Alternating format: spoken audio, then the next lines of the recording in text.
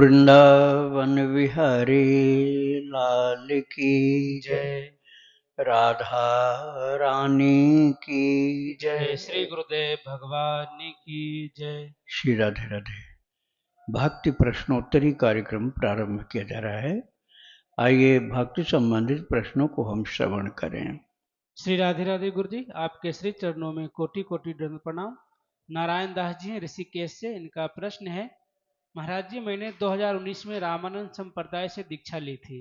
प्रतिदिन गुरुदेव द्वारा दिए गए राम नाम मंत्र की 24 माला, हरे राम राम राम हरे हरे महामंत्र की 16 माला करता हूँ, जो श्री राम जय राम मंत्र की 11 माला भी करता हूँ। सुबह ब्रह्म मुहूर्त में उठकर गजेंद्र मोक्ष का पाठ करता हूँ। भागवत गीता जी के दूसरे अध्याय और रामचरितमानस का पाठ करता हूँ। समय मिलने पर राम नाम मंत्र का जाप भी करता हूँ। मैं विरक्त दीक्षा लेना चाहता हूँ, उसके लिए क्या नियम है और विरक्त दीक्षा के बाद के क्या नियम है, कृपया मार्गदर्शन करें। विरक्त दीक्षा जब मन में तीव्र वैराग्य हो तभी लेना चाहिए। बिना तीव्र वैराग्य के विरक्त दीक्षा लेने पर बाद में मनस्ताप होता है, क्योंकि घर खींचता है, अर्थात हमारा मन जो घर की ओर खिंचाव पड़ जाता है, खींचता है, घर मन को खींच ले जाता है और मन हार मान जाता है। फिर कुछ दिनों के बाद वो विरक्त दीक्षा को भूल करके घर की तरफ चल देता है। फिर पछताता है कि या तो पछताता है कि हमने विरक्त दीक्षा क्यों ली, और या पछताता है कि हम घर क्यों आए। तो ये दोनों ही गड़बड़ हो जाती है उसके लिए बातें। इसलिए विरक्त दीक्षा का आग्रह नहीं करना चाहिए। आपको भगवान के भजन के लिए दीक्षा लेने में कोई कमी नहीं रह जाती है। वैराग्य दीक्षा अर्थात विरक्त दीक्षा उसके लिए होती जो एकदम घर को कुआं की तरह छोड़ के भागे कि गिर जाएंगे, मर जाएंगे इसमें।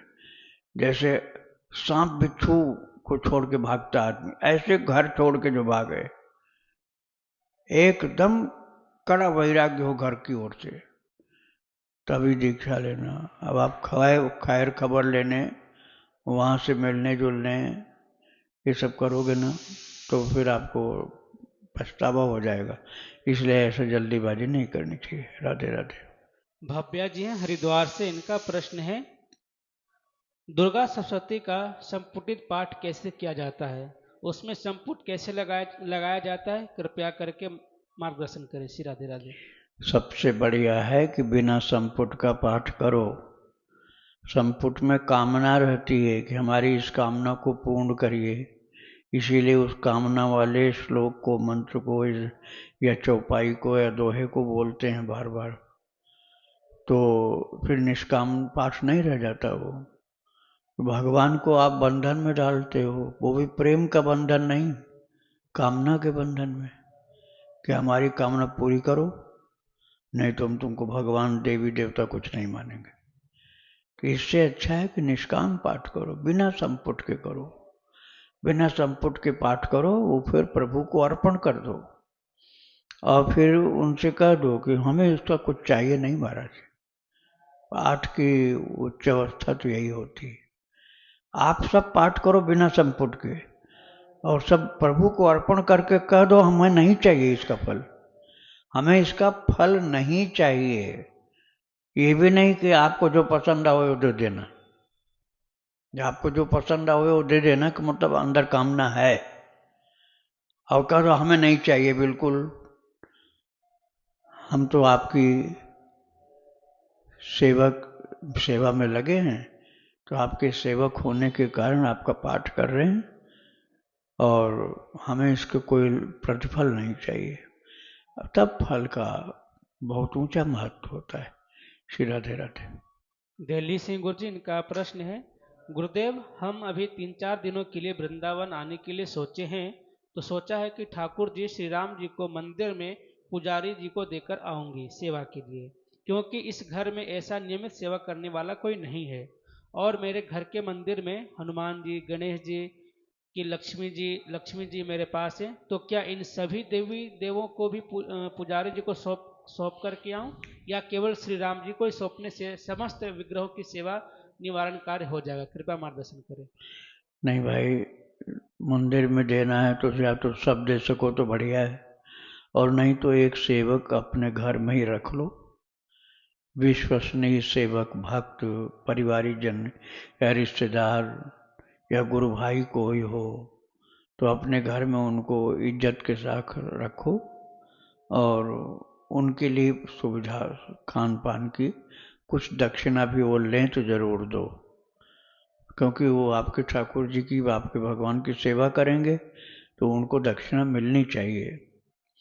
और यदि ला सको तो फिर सबको ले आओ, नहीं ला सकते हो तो वहाँ सेवक की व्यवस्था करनी पड़ेगी आपको। श्री राधे राधे। ललित कुमार जी हैं गुजरात से, इनका प्रश्न है, प्रभु जी हमारे घर की तुलसी सूख चुकी है। मैंने सुना है कि तुलसी की लकड़ी को कोई रुई से लपेट के उसमें गाय का घी डाल के दीप कर सके तो गुरुदेव भगवान, मैंने सुना है कि कार्तिक मास में तुलसी की लकड़ी का दीप करके भगवान को उसको अगले जन्म में अपनी गोपी बनाते हैं। हाँ, आपसे बन सके तो ये कर सकते हो, लेकिन ये ध्यान रखना कि घी सही होना चाहिए।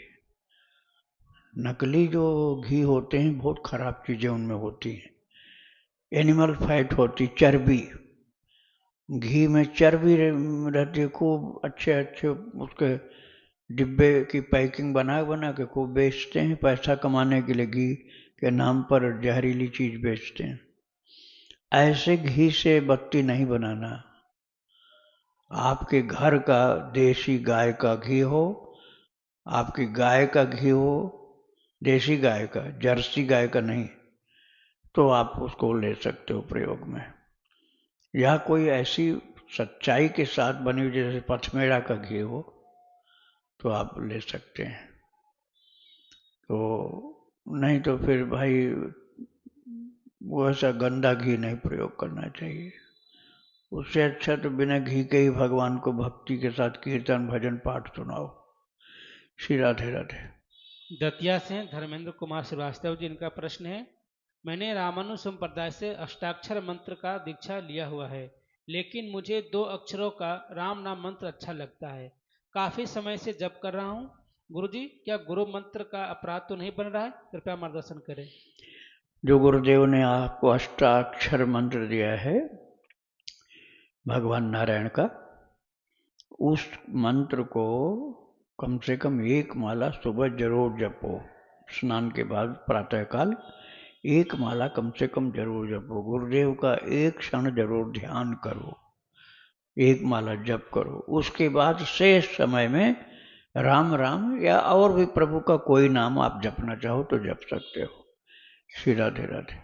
प्राची कुमारी जी हैं पटना से, इनका प्रश्न है, क्या मैं सीताराम जी को इष्ट और ठाकुर जी को अपना प्रियतम मान सकती हूँ और राम नाम जप सकती हूँ? और क्या मैं रामानंद संप्रदाय से दीक्षा लेके राम मंत्र जपूंगी तो मुझे महाराष्ट्र मिलेगा और मैं कन्हैया की गोपी बन जाऊंगी? बिल्कुल, इसमें कोई संदेह नहीं है। अरे जो सीताराम जी वही राधे श्याम है। जब राधा कृष्ण और सीताराम एक ही हैं तो इसमें कोई संदेह नहीं कि आपको वही फल मिलेगा जो कृष्ण अनुरागियों को मिलता है। जो कृष्ण प्रेमियों को फल मिलता है वही राम प्रेमियों को मिलता है, क्योंकि राम और कृष्ण तो एक ही हैं। राम ने ही कितने संतों को वचन दिया था, आशीर्वाद दिया था कि जब मैं द्वापर में कृष्ण रूप में अवतरित होऊंगा तब तुम लोग गोपी बन जाना। ऐसा गर्ग संहिता में लिखा हुआ है और कहा गया है। पूरा दंडकारण्य ऋषि, दंडक बन के ऋषि लोग जो थे वो गोपी बन करके आए थे। राम जी के टाइम में आशीर्वाद मिला, द्वापर में आए गोपी बन करके कृष्ण के सामने, क्योंकि कृष्ण और राम एक ही हैं। मर्यादा पुरुषोत्तम, लीला पुरुषोत्तम, उनकी लीलाओं के कारण नाम रखा गया। वस्तुतः कृष्ण और राम में रंच मात्र भी अंतर नहीं। राधे राधे। दिशा शर्मा जी हैं ग्वालियर से, इनका प्रश्न है, महाराज जी मेरा भगवान श्री कृष्ण के प्रति कांता भाव है, मुझे अपना प्रेम बढ़ाने के लिए उनके लिए किस नाम का जप करना चाहिए? गोपीनाथ। गोपीनाथ उनका नाम जो है बहुत अच्छा नाम है। रसिक शेखर और रसिक ठाकुर ये उनके नाम हैं। और प्रियतम तो हैं ही आपके। चरित्र आपको इस भाव के लिए, कांता भाव के लिए मीरा जी का चरित्र सर्वोत्तम है। मीरा जी का चरित्र सर्वोत्तम है। 51 भाग में भक्ति आश्रम चैनल में सुनाया जा चुका है। आप उसको थोड़े थोड़े दिन बाद रिपीट करिए तो आपका प्रेम कांता भाव वाला बढ़ता जाएगा। राधे राधे। इनका दूसरा प्रश्न है, मैं शाक्त संप्रदाय में दीक्षित हूँ। भगवत कृपा से हमारे परिवार में सात्विक आहार विहार का पालन किया जाता है।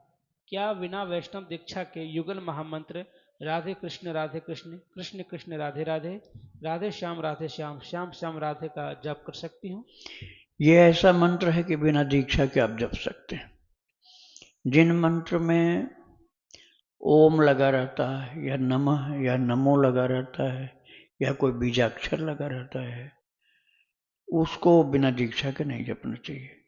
लेकिन जो आप बोल रहे थे, इसमें सब भगवान के नाम ही नाम है, इसलिए कोई भी इसमें बाधा नहीं है। बिना दीक्षा के आप जप सकते हो। श्री राधे राधे। महाराष्ट्र से गुरु जी, इनका प्रश्न है, मैं अपने बच्चों को नामदान कर सकती हूँ क्या? महाराज जी ने तो बताया नहीं करना चाहिए नामदान, तो मैं आप प्रभु को नाम अर्पण करती हूँ तो इसे मुझे चिंता हो रही है। नाम जप करने से मेरे बच्चों का कल्याण होगा? नाम जप करने से सभी का कल्याण होगा, लेकिन बच्चों को आप परामर्श के रूप में, जैसे गार्जियन की ड्यूटी होती है, गार्जियन की ड्यूटी है कि अपने बच्चों को आस्तिक बनाएं, भक्त बनाएं, इस तरह से आप उनको उपदेश करो, प्रेरणा दो। लेकिन आप उनके गुरु नहीं बन सकते हो। आप उनको उनके गुरु बनोगे ना तो गुरुवत आपका रिस्पेक्ट नहीं वो करेंगे। वो तो वही माता पिता वाले ही भावना से आपको देखेंगे। तो आप में पात्रता है कि नहीं गुरु वाली, और फिर शिष्य लोग आपको गुरु माने कि नहीं, इससे अच्छा यही है कि आप माता पिता के रूप में उनको प्रेरणा देते रहो, गाइडेंस उनको दो, गाइड करते रहो। और जब उनके अंदर आप पात्रता देखो तब उनको गुरु से दीक्षा दिलाना। अभी आप उनको भक्ति में, नाम में, ध्यान में, जैसा जो आपको ज्ञान है भक्ति मार्ग में उनको लगाओ, यह आपका कर्तव्य है। श्री राधे राधे। इनका दूसरा प्रश्न है, महाराज जी मुझसे अनजाने में घर साफ करते हुए चींटियां और अन्य जीव मर जाते हैं, इनका प्रायश्चित मैं कैसे करूं? हर 2-3 दिन के बाद घर साफ करते हुए ऐसे ही होता है, इसका मुझे प्रायश्चित करना है। भाई, प्रायश्चित करने के पहले सावधानी करनी चाहिए। जैसे आपने चींटा को सफाई में मार डाला, अब आप प्रायश्चित करो फिर तो जिंदा तो हो नहीं जाएंगे। तो पाप तो पहले ही आपके मन में आ गया कि ये मर जाएंगे तो हम इनके लिए कर लेंगे। हाँ, वो हम उनको मारे ही नहीं, ये ज़्यादा अच्छा है। तो इसके लिए करना है कि आप फूल वाली जो झाड़ू होती है बहुत मुलायम वाली, उससे, रगड़ने वाली झाड़ू नहीं, रगड़ने वाला ब्रश भी नहीं, हल्का मुलायम रुई जैसा जो हो, उससे धीरे धीरे धीरे ऐसे हल्के हल्के से करो जिससे वो चींटियां भाग जाएं। रगड़ करके नहीं निकालना उनको, केवल हवा जैसा जिनसे होता है उनसे निकाल लो, तो मरेंगे भी नहीं, आपको प्रायश्चित भी नहीं करना होगा।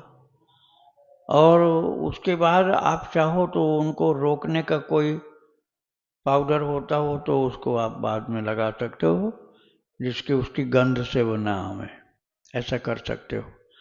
अनजान में मरी हो, यदि अनजान में यदि मर गई हो चींटी, तो चींटियों की बिल के पास जाकर के, जहाँ कुत्ता न बैठा हो, बंदर न बैठे, उन्हें तो चाट जाएंगे वो। थोड़ा सा आटा हल्की सी चीनी मिला के डाल सकते हो। कुत्ता बंदर होंगे तो वो चाट जाएंगे, चींटी सहित चाट जाएंगे वो, तो अच्छा नहीं होगा। कुत्ता बंदर नहीं हो तो चींटी की बिल में डाल सकते हो। राधे राधे। रागिनी जी हैं गुरु जी, इनका प्रश्न है, महाराज जी बचपन से भगवान श्री कृष्ण का प्रेम मेरे हृदय में है, क्या माला पर श्री कृष्ण या हरे कृष्ण या हरि शरणम का नाम जप कर सकती हूँ। अभी 1 वर्ष से महामंत्र और राम नाम का जाप कर रही हूँ। महाराज जी, क्या भगवत गीता का पाठ बिना स्नान किए शाम को या रात में कर सकते हैं? अभी कुछ समय के लिए मैं उठ नहीं पा रही हूँ, स्वास्थ्य ठीक नहीं है। आप नाम जप खूब कर सकते हैं, कोई भी नाम जप जो जो आपने बताया वो सब कर सकती हैं। गीता जी का पाठ सुबह जरूर करो, सुबह अवश्य करो, कम से कम 5 श्लोक का पाठ सुबह कर लो। इसके बाद आपके पास समय यदि नहीं है तो शाम को संभव हो तो स्नान करके करो। स्नान करना संभव नहीं है तो हाथ मुंह धो लो और पैर भी धो लो यदि हो सकता है, तकलीफ आपको कोई नहीं हो तो शाम को भी पाठ कर लो। श्री राधे राधे।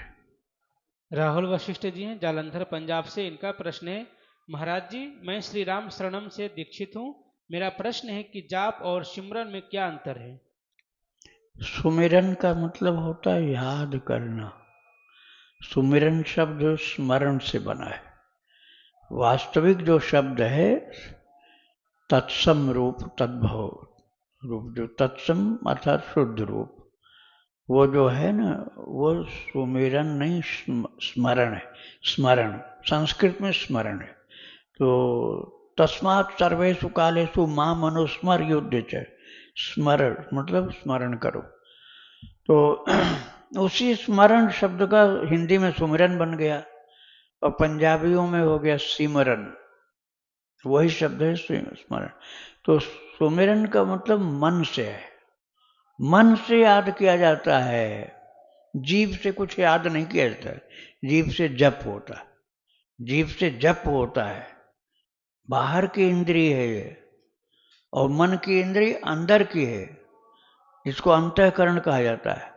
अंतःकरण जो माइंड से रिलेटेड होता है, मन बुद्धि चित्त अहंकार, ये चारों ही अंतः इंद्रिय अर्थात मन से जुड़े हुए हैं।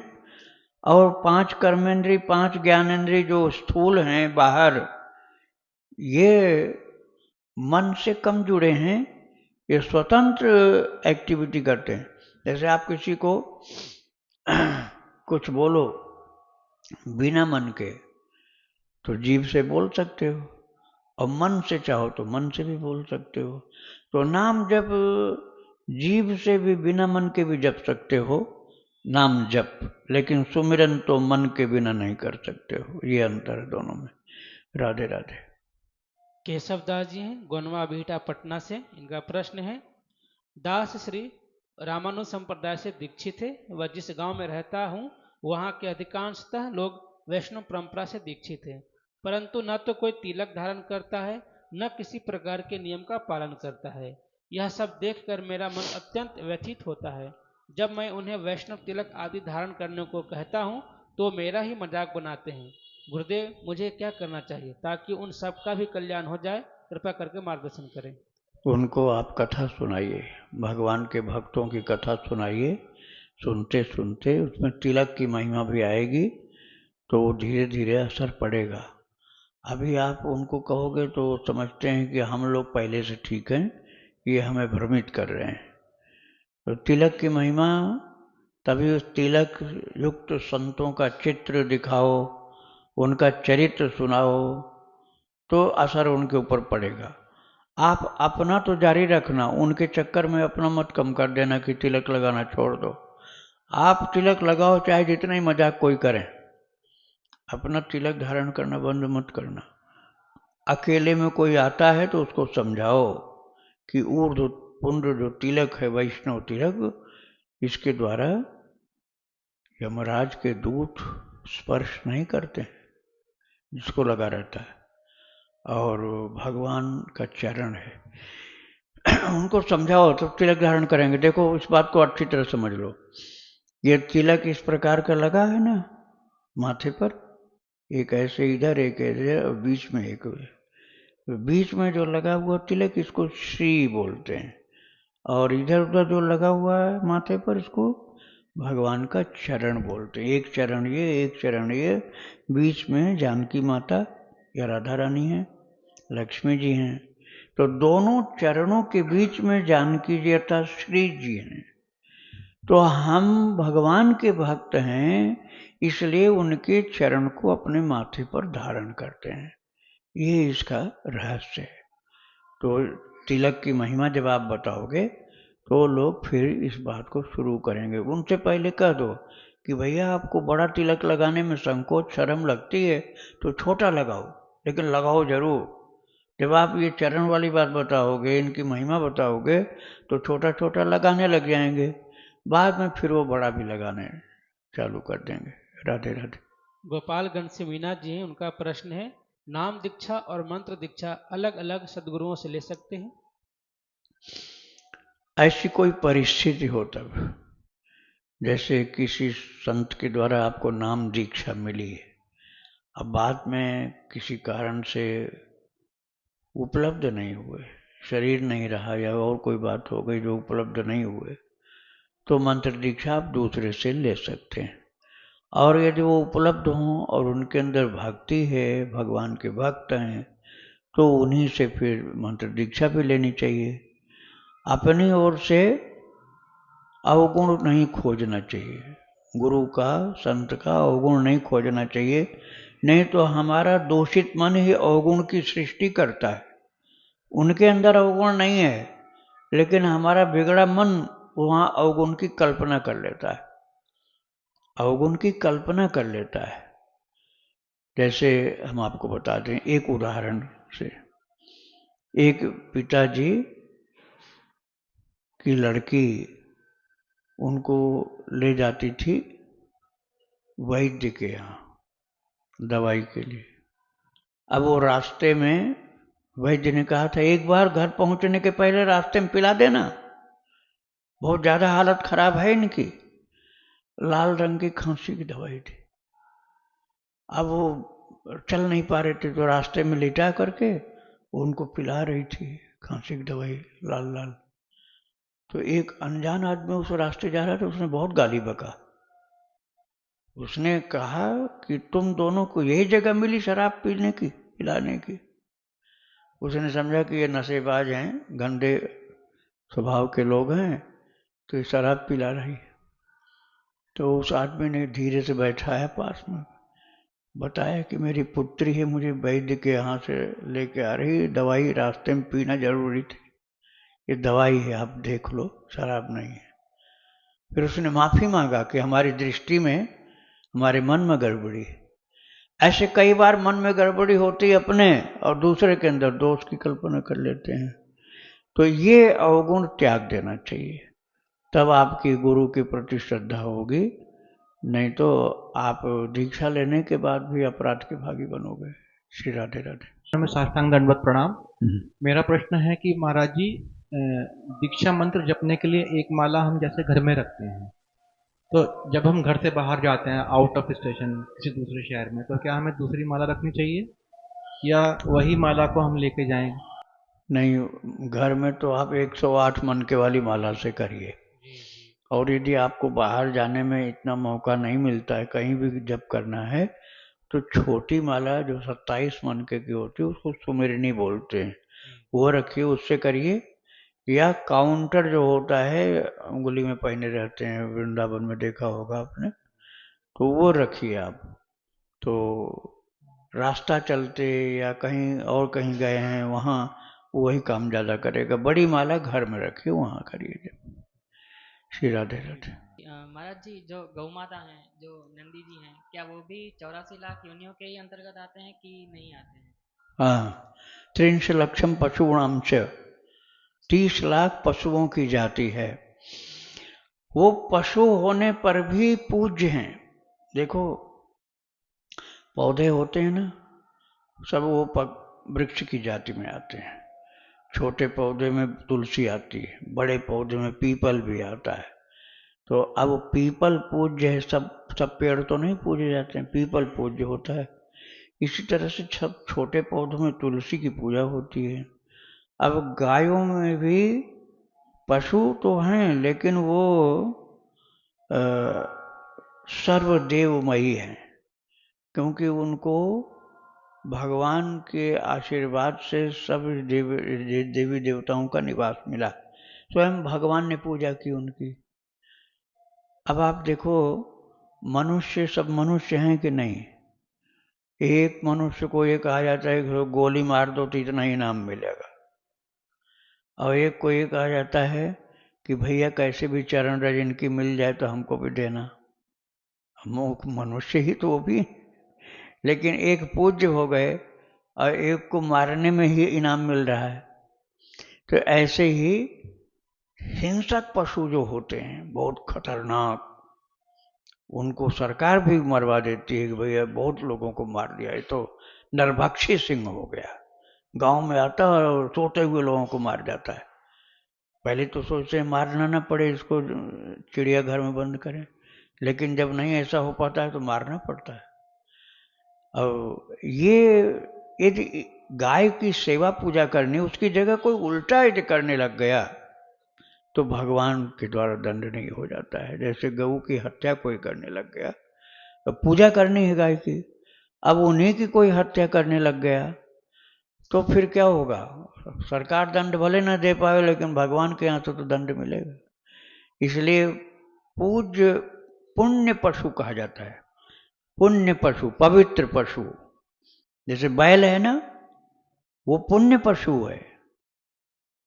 ऐसे ही मनुष्य में भी कोई पुण्य होते हैं, कोई कोई कर्मों के कारण गड़बड़ माने जाते हैं। श्री राधे राधे जी। राधे राधे। श्री आपके राधे। चरणों में दंडवत प्रणाम।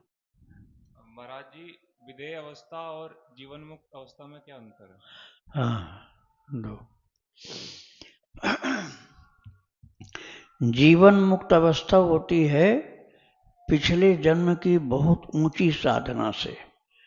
वो जन्मजात ऐसा होता है कि उसको भोगों से वैराग्य होता है, भगवान से बहुत अनुराग होता है, भगवान की सेवा ही भाती है और दूसरे कर्म उसको सुहाते नहीं है।